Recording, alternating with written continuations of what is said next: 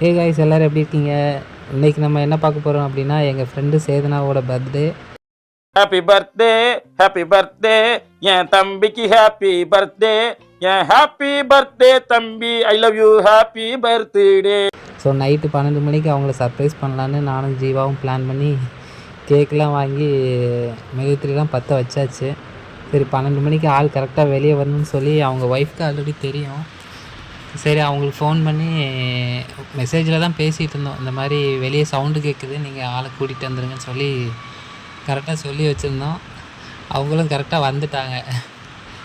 வந்ததுக்கப்புறம் ஆள் already guess பண்ணிட்டார். ஏன்னா கரெக்டாக வாசலுக்கு நேராக பற்ற வச்சுருந்தோம் மெழுகுத்திரி. லைட்டு உள்ளே அடிச்சிருக்கும் போல். வந்து எங்கிட்ட சொல்லிட்டு இருந்தாங்க, டே ஆல்ரெடி கெஸ் பண்ணிட்டேன்டா, நீங்கள் இப்படி தான் பண்ணுவீங்க அப்படின்னு. எப்பயும் போல வழக்கம் போல தான். நீங்க ஐயோ சர்ப்ரைஸா இருக்கேடா. என்னால கண்டே எங்க சர்ப்ரைஸ் நீ கண்டே பிடிக்க முடியாது. ஒரு இன்ச் கூட கண்டுபிடிக்க முடியல. எப்போ சர்ப்ரைஸ்லாம் எங்கே பண்ணுறது? ஸோ அப்படியே உள்ள கூட்டிகிட்டு போய் ட்ரெஸ்லாம் மாற்றியாச்சு.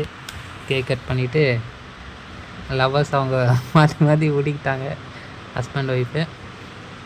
அப்புறம் அவங்க பெஸ்ட்டு ஃப்ரெண்டு ஜீவாவுக்கு மூஞ்சில் தடவி தான் உன்னை விடுவேன்ட்டு 2 பேரும் கையை பிடிச்சி நின்றுட்டு இருந்தாங்க. கடைசியில் ஒரு வழியாக மூஞ்சில் தடவிட்டாங்க. அப்புறம் நானும் அண்ணனோட பிளெஸ்ஸிங்கை வாங்கிட்டு கிளம்பிட்டோம்.